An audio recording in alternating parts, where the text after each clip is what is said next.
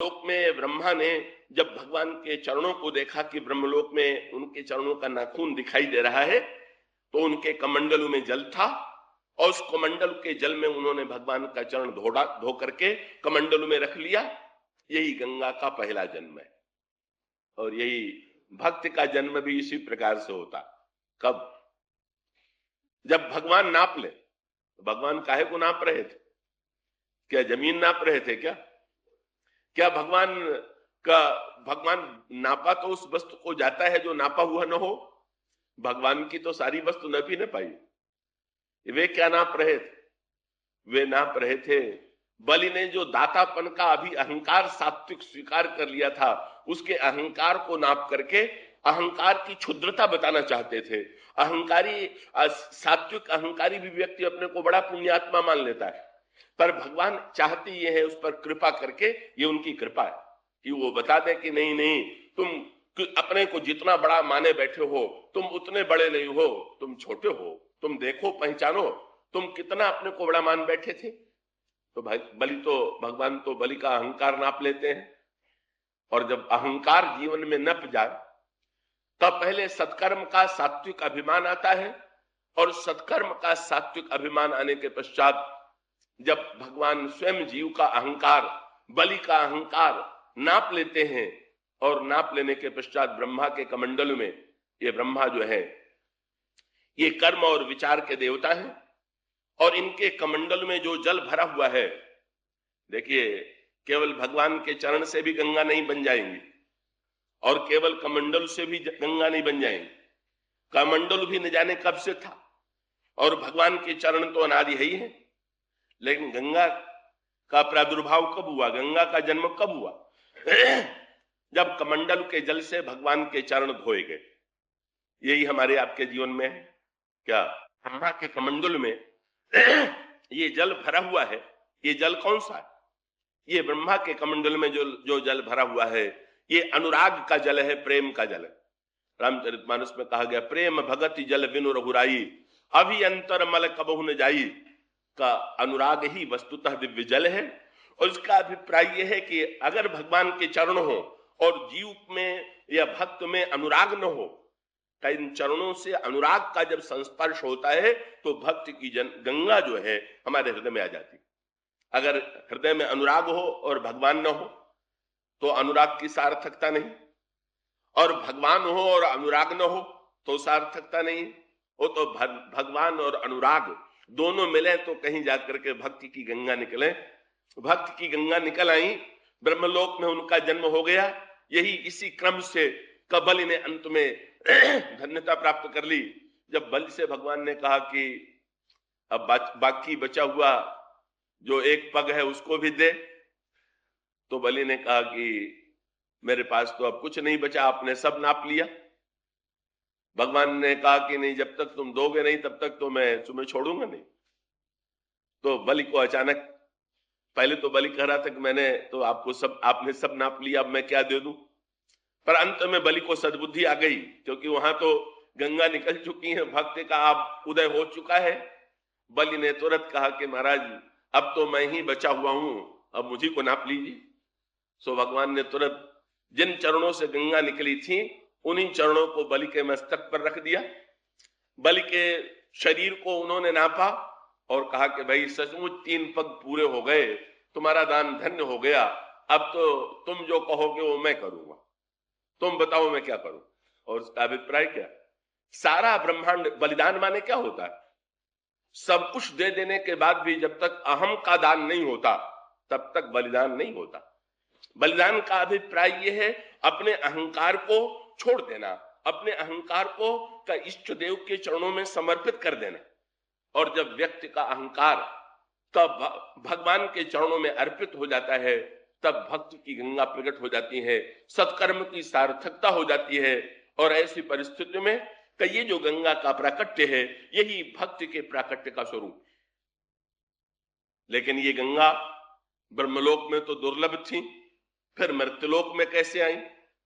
और इसका अभिप्राय ये कि ये संदेह होता है कि भाई भक्ति जो है वो तो ब्रह्मलोक की बड़े ऊंचे लोगों की वस्तु है, नीचे कैसे उतरे? साधारण लोग, हम लोग तो मृत्युलोक के रहने वाले हैं, तो मृत्यलोक वाले तो ऊपर के लोगों के लोग तो भक्ति को पा सकते हैं, पर क्या साधारण लोग भी भक्ति को पा सकते हैं क्या? ये तो भाई भक्ति की तो विशेषता यही क्या, ज्ञान जो है वो तो दुर्लभ है, ज्ञान सबके लिए नहीं है, और कर्म में भी प्रत्येक व्यक्ति कर्म योग का आश्रय नहीं ले सकता। पर भक्ति योग की विशेषता तो ये है कि ये भक्ति योग जो है कि ये तो प्रत्येक व्यक्ति इसका अधिकारी है, का ब्रह्मा से लेकर के। अब यहीं पर आप जोड़ करके इस केवट प्रसंग पर ध्यान करेंगे। भगवान के जिन चरणों को ब्रह्मा ने अपने कमंडलों में धोया था, भगवान के उन्हीं चरणों को केवट अपने कठौते में भी धो सकता है। केवल ब्रह्मा का ही अधिकार नहीं है, केवल ब्रह्मा ही इसको पाने के अधिकारी नहीं, इन चरणों को केवट भी इन चरणों को पा सकता है। और ब्रह्मा का कमंडल तो ब्रह्म बड़ा दिव्य है, का वो तो रहता है ब्रह्मलोक में, केवट का कठौता, और केवट कहां ब्रह्मा और कहां केवट का एक वो कठौता कि जिस कठौते के द्वारा का नाव में पानी भर जाने के बाद वो उलीचा करता था, का उसी कठौते को का उसी कठौते में उसने चरण धोया। ये है का भक्ति गंगा जो है का एक ओर तो ब्रह्मलोक में है और दूसरी ओर भक्ति गंगा जो है का उनके प्राकट्य की कथा में भी आप जानते हैं। फिर गंगा की आवश्यकता का अनुभव मृत्यलोक में भगीरथ ने किया, और फिर भगीरथ ने का बड़ी तपस्या किया, और तपस्या करके गंगा जी से ये कहा, प्रार्थना की ब्रह्मा जी से कि मेरे पुरखों का उद्धार करने के लिए आप गंगा को नीचे उतारिए। उस समय गंगा जी ने एक प्रश्न किया कि मृत्यलोक में मुझे धारण कौन करेगा? तो भगीरथ जी ने तुरंत शंकर जी पर ध्यान किया, शंकर जी के चरण पकड़ लिए। शंकर जी ने तुरंत कहा मैं अपने मस्तक पर धारण करूंगा। हाँ, तो जो गंगा ब्रह्मलोक में कमंडल में रहती हैं, वो मृत्यलोक में शंकर जी के मस्तक पर निवास करती हैं। शंकर जी मूर्तिमान विश्वास, ब्रह्मा विचार के देवता हैं तो शंकर जी विश्वास के देवता है। विचारक जिस भक्ति को विचार के द्वारा पाता है, हम मृत्यलोक के प्राणी उसी भक्ति को विश्वास के द्वारा पा सकते हैं, विश्वास के द्वारा जीवन में धन्यता प्राप्त कर सकते हैं। और भगीरथ ने पाया, लेकिन ठीक है गंगा नीचे उतर आई, और ये गंगा पतित पावनी है का उन्होंने का हिमालय का ब्रह्मलोक से उतर करके शंकर जी के मस्तक पर आई, शंकर जी से के मस्तक से उतर करके नीचे आई। ये उनकी दया है, यही करुणा, ऊपर से नीचे की ओर आना का। जीव बहुधा चेष्टा करता है, ठीक ही है, नीचे से ऊपर जाने की, लेकिन दोनों ही बात है। व्यक्ति नीचे से ऊपर जाने की चेष्टा करे, ये भी एक प्रयास, पर ऊपर से नीचे उतारा ना, ये और भी सुलभता की बात है। इसलिए गंगा के विषय में कहा जाता है कि गंगा वैसे तो जहां जहां जाती है सब स्थान धन्य है, पर गंगा में 3 स्थान धन्य विशेष रूप से। कौन से? बोले हरिद्वारे प्रयागे च गंगा सागर संगम में। 3 तीर्थ सबसे बड़े हैं गंगा के किनारे। कौन? पहला हरिद्वार, दूसरा प्रयाग और तीसरा गंगा सागर। तो देखिए आजकल तो बद्रीनारायण की यात्रा सुलभ हो गई है, और वैसे भूगोल की दृष्टि से देखें तो गंगा कहां से निकली है? हिमालय में जाए तो गंगोत्री से निकली है। तो आजकल तो लोग गंगोत्री यात्रा भी बहुत से लोग जाकर के कराते हैं। तो ये प्रश्न आना स्वाभाविक है कि हमारे शास्त्रों ने लिखा होता कि गंगा 3 स्थान में पवित्र है, पहली गंगोत्री, दूसरा प्रयाग और तीसरा गंगा सागर, जहां से निकली थी, जहां यमुना और सरस्वती से मिली थी और जहां समुद्र में समा गई थी। तो ये स्वाभाविक होता, पर उन्होंने कहा कि नहीं, गंगोत्री से अधिक महत्व किसको दिया? हरिद्वार को। ये क्यों? कि भाई गंगा से भक्ति की तुलना की गई नहीं, और गंगोत्री और हरिद्वार में क्या अंतर है? गंगोत्री में गंगा को पाने के लिए व्यक्ति को पहाड़ की चढ़ाई ऊपर चढ़ करके तब गंगोत्री पहुंचना पड़ता है, और हरिद्वार, बोले हरिद्वार की विशेषता यह है कि वहां गंगा को पाने के लिए ऊपर नहीं चढ़ना है, अपितु गंगा को उतर करके हमें दर्शन देना है। तो भक्त कहता है कि भक्ति की पराकाष्ठा यह है कि अगर गंगोत्री तक चढ़ना पड़े और ऊंचाई पर चढ़ के भक्ति की प्राप्ति हो, तो वो भक्ति सबको सुलभ नहीं होगी। लेकिन अगर गंगा स्वयं नीचे उतर आवे तो उसका परिणाम होगा कि गंगा की प्राप्ति सबको सुलभ हो जाएगी। तो गंगा जो है कि गंगा नीचे उतरती है हरिद्वार में सबसे पहले, इसलिए हरिद्वार को महत्व है। और भक्ति की भी विशेषता यह है कि गंगा भक्ति जो है जितनी सुलभ होती जाए, जितनी सरल होती जाए, ब्रह्मा को प्राप्त हो, शंकर जी को प्राप्त हो, संसार के केवल ब्रह्मा और शंकर जी ही भक्ति न कर सके, अपितु संसार का प्रत्येक व्यक्ति भक्ति को प्राप्त करके धन्य हो सके, भक्त के द्वारा हमारे जीवन पवित्र हो सके, तब हमारे जीवन में भक्ति की समग्रता। तो ये जो भक्ति है वही गंगा। और ये भगवान राम इस समय कहां खड़े हैं? केवट कहां खड़ा है? केवट तो गंगा के किनारे, बस इसने स्थान बहुत बढ़िया चुना।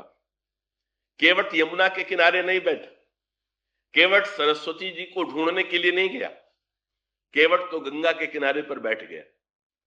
और बैठ भी गया तो कितनी बढ़िया बात। अयोध्या भी भगवान का दर्शन करने नहीं गया। बोले नहीं महाराज, आप ही दर्शन देने चले आओ तो ठीक है, भला अयोध्या के राजमहल में हम जैसे केवटों का प्रवेश कहां पर, हम कहां घुस पाएंगे वहां पर के राजमहल में। अयोध्या में तो ईश्वर ऐसा जान पड़ता है कि जैसे ईश्वर दुर्लभ है। अयोध्या में ऐसा जान पड़ता है कि ईश्वर को पाने के लिए का जब राजमहल में प्रवेश मिले तब कहीं ईश्वर की प्राप्ति होगी। केवट का प्रसंग क्या है? केवट को भगवान की प्राप्ति कहां पर हुई? केवट को भगवान की प्राप्ति, केवट भगवान को पाने के लिए अयोध्या नहीं गया, अपितु भगवान ही केवट को दर्शन देने के लिए गंगा के किनारे तक चले आए। और इसीलिए तो केवट इतना निश्चिंत था, बड़ा अनोखा केवट था। आगे चल करके ये बात आती है कि जब केवट ने पार उतारा तो भगवान राम सोचने लगे कि केवट को क्या दे। अब केवट तो बड़ा भगवान राम की बात सुन करके ही बड़ा हंसा। जब केवट से भगवान ने कहा केवट तुम मुझे पार उतार दो, तो केवट मन ही मन हंस करके सोचने लगा, बोले महाराज आज तक ईश्वर को तो पार उतारते देखा था, पर ईश्वर उतरने के लिए जीव के पास आ गया, ये तो नई बात हो गई। ये तो सब कुछ पलट गया।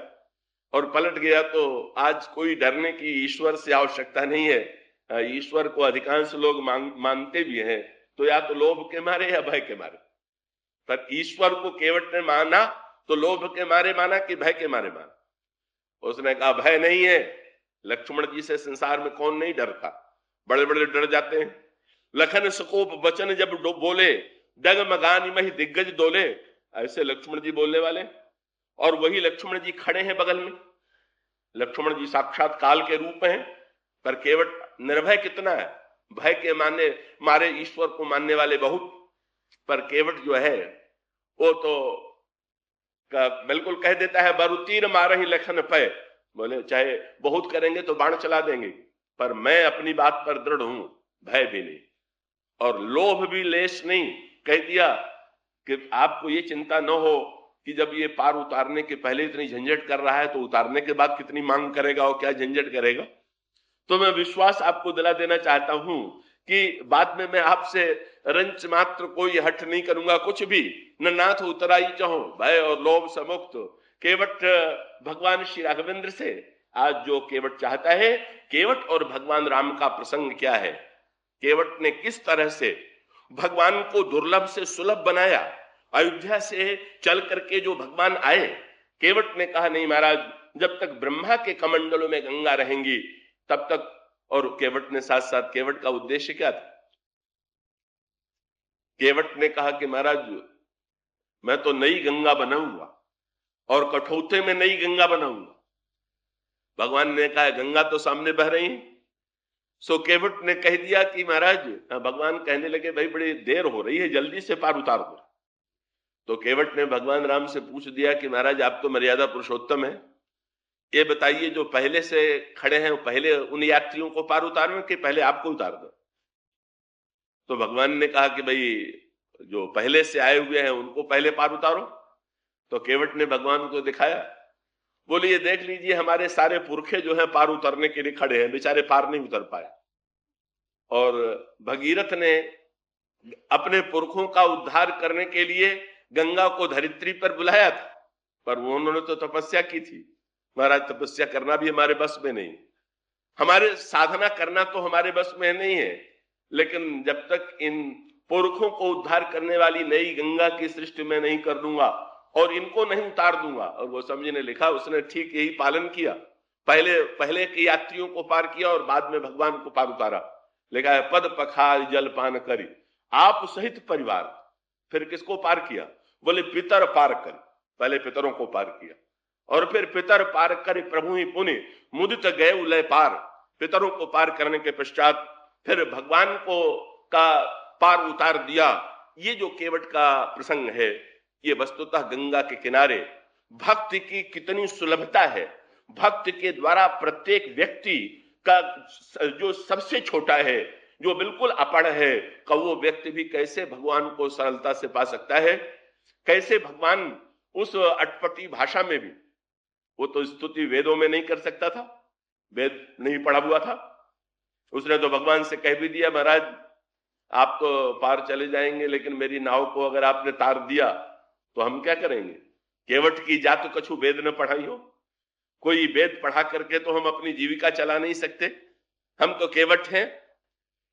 तो ऐसी परिस्थिति में का एक सरल से सरल एक ऐसा अपढ़ केवट, जिसको बोलना भी नहीं आता, जो भाषा का भी पंडित नहीं है, का वो भी ईश्वर को प्राप्त करके गंगा के किनारे किस तरह से ईश्वर की इस दिव्य भक्त की गंगा को प्रकट करता है, यही इस केवट प्रसंग का मूल उद्देश्य है। और गंगा के किनारे भक्त और भगवान में जो एक अनोखा और रहस्यमय संवाद हो रहा है, उसे हृदयंगम करने की चेष्टा करें। अयोध्या से भगवान श्री राघवेंद्र वन की ओर प्रस्थान करते हुए रात्रि को श्रृंगवेरपुर में विश्राम करते हैं और प्रातः काल होते ही गंगा को पार करने के लिए वे तट पर आकर खड़े हो जाते हैं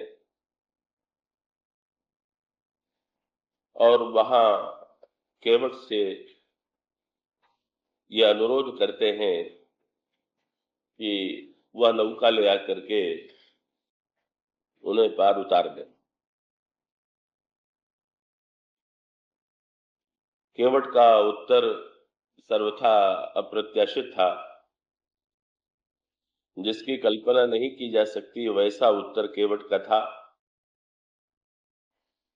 साधारणतया तो भक्तों की यही परंपरा है कि वे भगवान की ओर देखते रहते हैं कि प्रभु का आदेश मिले, प्रभु की आज्ञा मिले और मैं उसका पालन करूं। लेकिन ये केवट कुछ ऐसा अनोखा भक्त है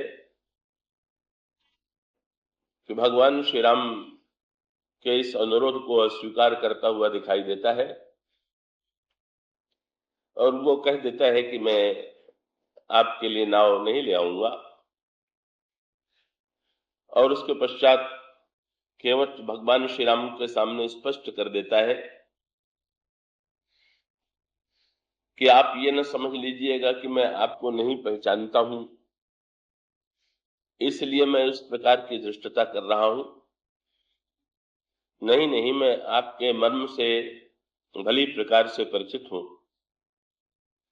आपके रहस्य को मैं जानता हूं और यदि आप पार जाना चाहते हैं तो मैं जिस रूप में आपको पार उतारना चाहूंगा, आपको उसी रूप में पार उतरना होगा। और सचमुच अंत में केवट की विजय होती है। भगवान श्री राघवेंद्र केवट ने जिस रूप में कहा था उसे स्वीकार करते हैं और तब केवट कहीं प्रभु को पार उतारने के लिए प्रस्तुत होता है और वो चरण धोने के पश्चात प्रभु को नौका पर बैठा करके वहीं पार कर देता है। तो केवट प्रसंग तो संक्षेप में इतना ही है, पर उसके रहस्य पर यदि विचार करें तो जैसा कि कल आपके सामने प्रसंग चल रहा था गंगा के किनारे रहने वाला यह केवट का इसके स्वरूप पर विचार कीजिए। और पहला आश्चर्य तो यही है कि भगवान श्री राम एक छोटी सी धारा को पार करने के लिए केवट से अनुरोध करते हैं।